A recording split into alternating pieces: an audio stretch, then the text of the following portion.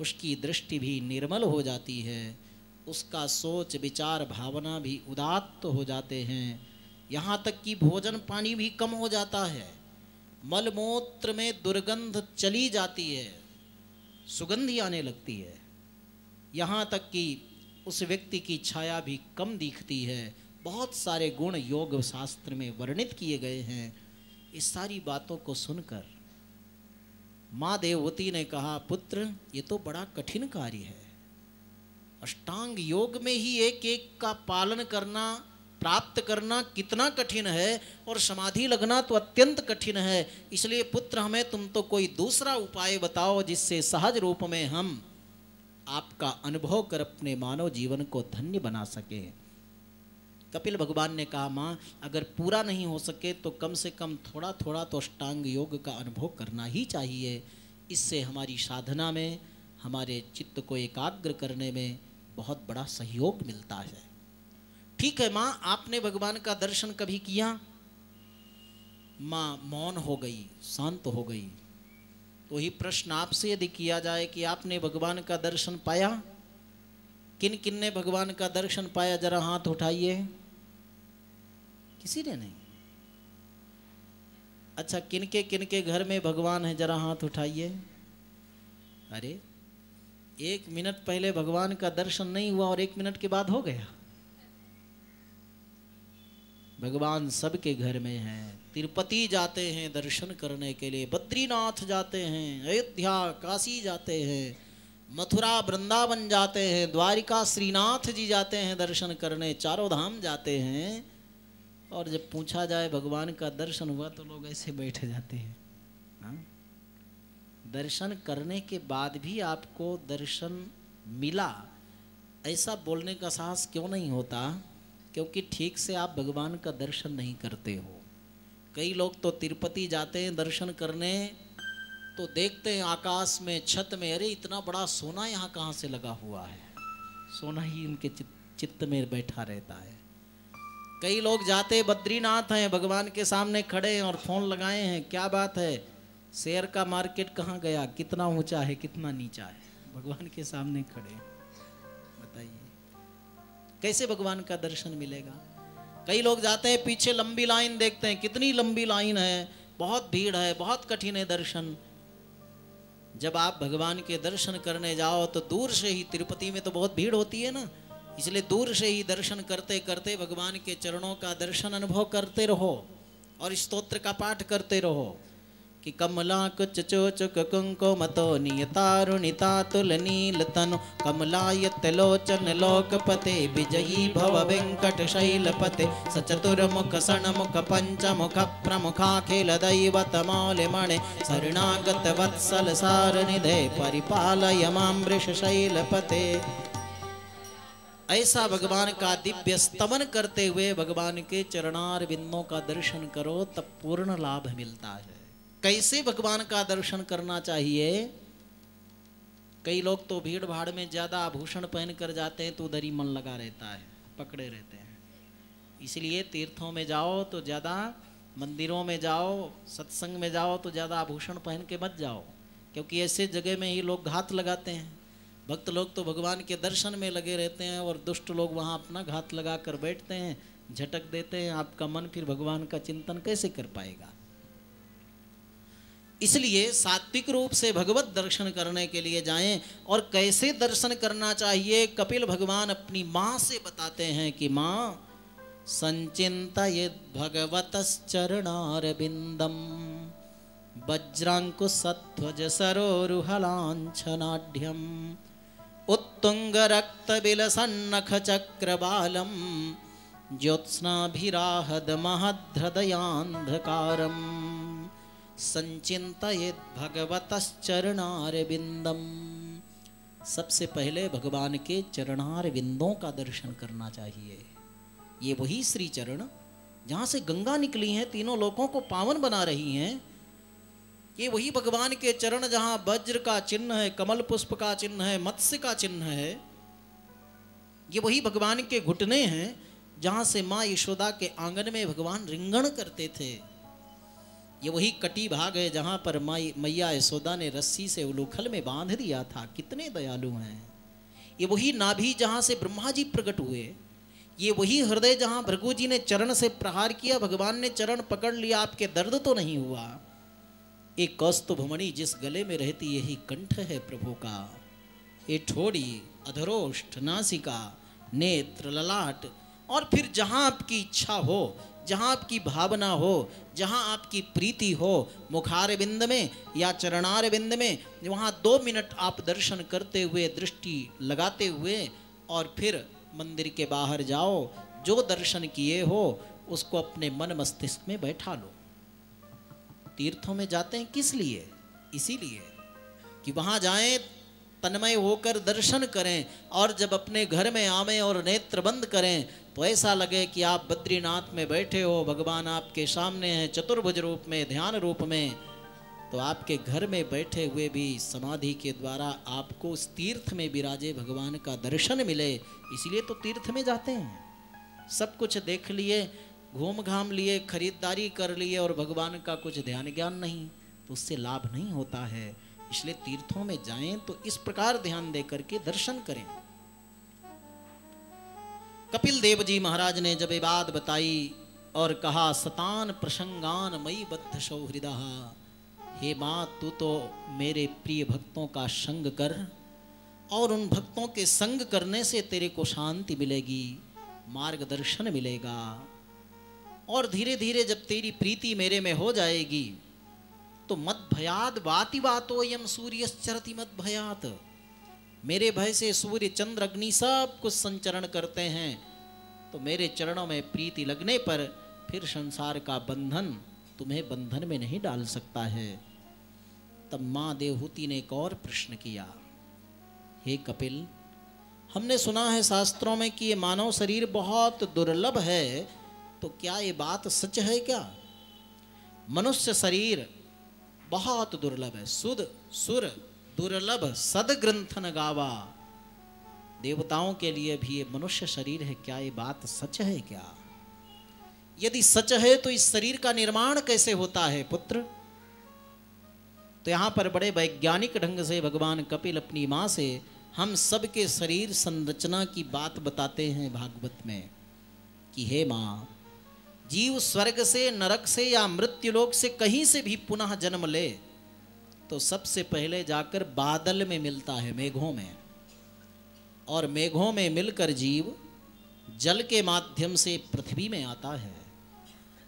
जब समुद्र में, नदी में, जल में, पानी में के रूप में वह जीव आता है तो उसको कोई शरीर नहीं मिलता। लेकिन जब वह जीव जल के माध्यम से किसी अन्न में आता है और उस अन्न को नारी पुरुष खाते हैं तो उसका रस बनता है, रक्त बनता है, और जीव उसी माध्यम से नारी पुरुष के मिलने पर एक रात्रि में शुक्र शोणित मिलकर कलल संज्ञा होती है। माँ के उदर में उस शरीर को जो एक दिन में शरीर मिलता है उसको कलल कहते हैं। 5वें दिन में गोलाकार होकर, 10वें दिन में बेर के समान कड़ा होता है, 15वें दिन में मांस पिंड का आकार बनता है, 1 महीने में सिर निकलता है, और 2 महीने में हाथ और पैर शरीर के अवयव बनते हैं, 3 महीने में नख, रोम, हड्डी, चर्म और नारी पुरुष के चिन्ह भी प्रकट होते हैं। 4थे महीने में हे माँ 7 धातु में रस, रक्त, मांस, मेदा, मज्जा, अस्थि और शुक्र उत्पन्न होते हैं। 5वें महीने में उस प्रत्येक शरीरधारी व्यक्ति को अपने माँ के उदर में भूख और प्यास लगने लगती है। जब माँ खाती पीती है तो उसी से उस बालक का पोषण होता है। 6वें महीने में झिल्ली से बेष्टित होकर ढक कर वह माता के दक्षिण कुक्षी में घूमता है। उस समय माता जो भी बोलती है, जो भी सोचती है, जो भी देखती है, जो भी सुनती है, उसका पूरा संस्कार, पूरा प्रभाव उस बच्चे पर पड़ता है। उस समय बालक को भूख प्यास भी लगने लगती है। हाँ, भूख लगती है, प्यास लगती है, लेकिन बोल सकता नहीं। भूख प्यास सहन करना पड़ता है, ढका रहता है। शरीर के अंदर बहुत सारे कीड़े भी उसको काटते हैं, दर्द होता है, लेकिन रो सकता नहीं, बोल सकता नहीं। कितनी कठिनाई रहती है माँ के उदर में। सेते विणमोत्र्योर करते जंतु जंतु संभवे। अत्यंत क्लेश होता है प्रत्येक व्यक्ति को माँ के उदर में, सिर नीचे पैर ऊपर रहता है। इसलिए माताओं को छठवें महीने में पूर्ण सावधान हो जाना चाहिए। यदि अपने बच्चों को उत्तम संस्कारी ओजस्वी तेजस्वी मनस्वी यशस्वी बनाना है, आज्ञाकारी बनाना है, तो छठवें महीने में बहुत सावधान होकर के अपने व्यवहार को बिल्कुल सुंदर बना लेना चाहिए। उस समय सिर नीचे पैर ऊपर, तो अपने 100 जन्म का ज्ञान उस जीव को होता है। 100 जन्म में क्या था, क्या किया था, और भगवान का दर्शन भी मिलता है। ये दो अद्भुत लाभ जीव को मिलते हैं। तब वह जीव भगवान से प्रार्थना करता है कि भगवान मुझे बाहर मत निकालिए, मैं गर्भ के अंदर हूं, तो मुझे पूर्व जन्म का ज्ञान भी है, आपका दर्शन भी मिल रहा है, और बाहर निकलते ही सब लुप्त हो जाएगा। भगवान से प्रार्थना क्या करता है जीव कि सोहम बसन्नपि विभो बहु दुख वासम गर्भान्न निरजिगमिसे बहिरंधकूपे यत्रोपयातमुपसर्पति देव माया मिथ्यामतिर्यदनुसंसृति चक्र में तत्। मुझे बाहर मत निकालो प्रभु, मेरा ज्ञान नष्ट हो जाएगा, आपका दर्शन लुप्त हो जाएगा। तब तक 9 महीने पूरे हो जाते हैं, और सृष्टि का ही नियम नहीं है। इसलिए प्रसव वेदना, वायु का आना और जीव का बाहर शरीर को लेकर के आना, और बाहर आते ही 49 वायु हैं, उसमें एक 60 नाम की वायु है जिसके स्पर्श होते ही पूर्व जन्म का ज्ञान जीव से लुप्त हो जाता है। और फिर प्रत्येक बच्चे जन्म लेते ही रोते हैं, कहाँ कहाँ कहाँ। क्या मतलब कि जो मेरा ज्ञान था वो कहाँ चला गया, जो दर्शन हो रहा था वो कहाँ चला गया। ये नहीं कि आपके कलकत्ते में किसी बच्चे का जन्म हो तो वह बंगाली में रोवे, कर्नाटक में किसी का जन्म हो तो कन्नड़ में रोवे, तमिलनाडु में जन्म हो तो तमिल में रोवे, हाँ, अमेरिका में जन्म हो तो अंग्रेजी में रोवे। ऐसा नहीं, सब कहाँ कहाँ ज्ञान था वो कहाँ गया, दर्शन हो रहा था वो कहाँ गया।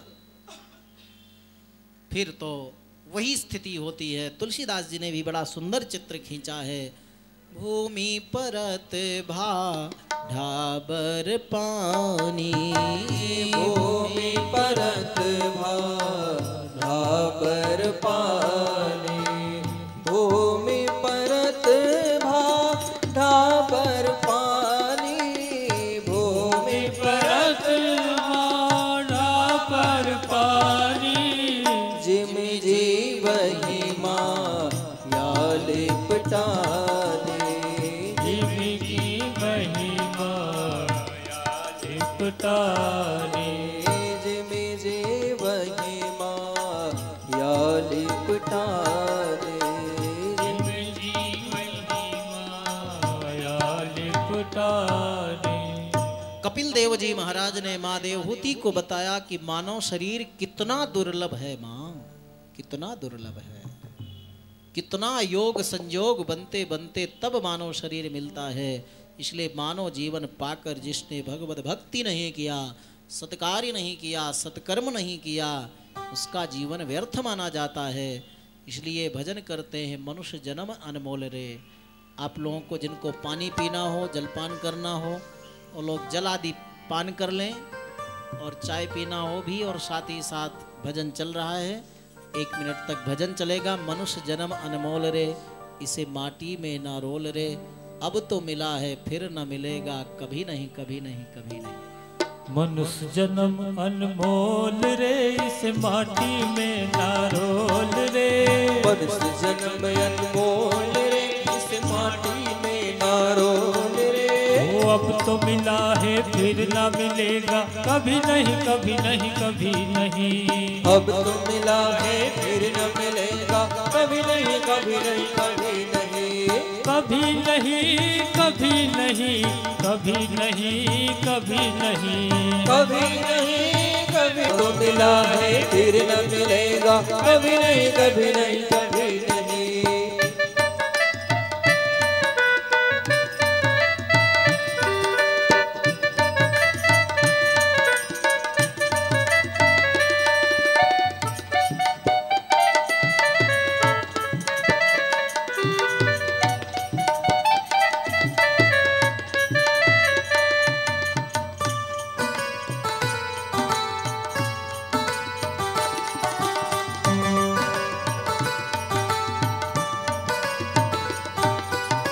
सत्संग में जाया कर, तू सत्संग में जाया कर, गीत प्रभु के गाया कर, गीत प्रभु के गाया कर, तू सत्संग में जाया कर, गीत हरि के गाया कर, तू सत्संग में जाया कर, गीत हरि के गाया कर। सांझ सवेरे उठकर बंदे हरि का ध्यान लगाया कर, सांझ सवेरे उठकर बंदे हरि का ध्यान लगाया कर। नहीं लगता कुछ मोल रे इस माटी में ना रोल रे, नहीं लगता कुछ मोल रे इस माटी में ना रोल रे। अब तो मिला है फिर न मिलेगा, कभी नहीं कभी नहीं कभी नहीं। अब तो मिला है फिर न मिलेगा, कभी नहीं कभी नहीं कभी नहीं। कभी नहीं कभी नहीं कभी नहीं कभी नहीं, कभी नहीं कभी नहीं कभी नहीं कभी नहीं। मनुष्य जन्म अनमोल रे इस माटी में ना रोल रे, मनुष्य जन्म अनमोल रे इस माटी में ना रोल रे। अब तो मिला है फिर न मिलेगा, कभी नहीं कभी नहीं कभी नहीं। अब तो मिला है फिर न मिलेगा, कभी नहीं कभी नहीं कभी नहीं।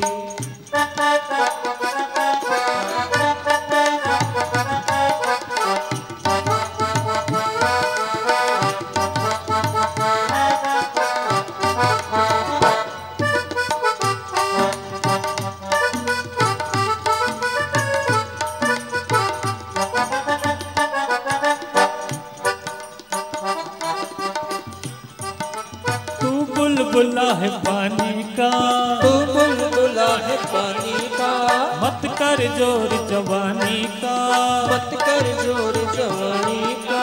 तू बुलबुला है पानी का, मत कर मान जवानी का, तू बुलबुला है पानी का, मत कर जोर जवानी का।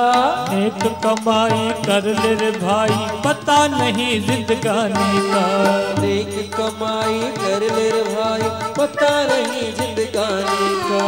मीठा सबसे बोल रे बोल, मीठा सबसे बोल रे इस माटी में ना रोल रे, मीठा सबसे बोल रे इस माटी में ना रोल रे। अब तो मिला है फिर न मिलेगा, कभी नहीं कभी नहीं कभी नहीं। ओ अब तो मिला है फिर न मिलेगा, कभी नहीं कभी नहीं कभी नहीं। कभी नहीं कभी नहीं हो, कभी नहीं कभी नहीं, कभी नहीं कभी नहीं हो कभी नहीं कभी नहीं।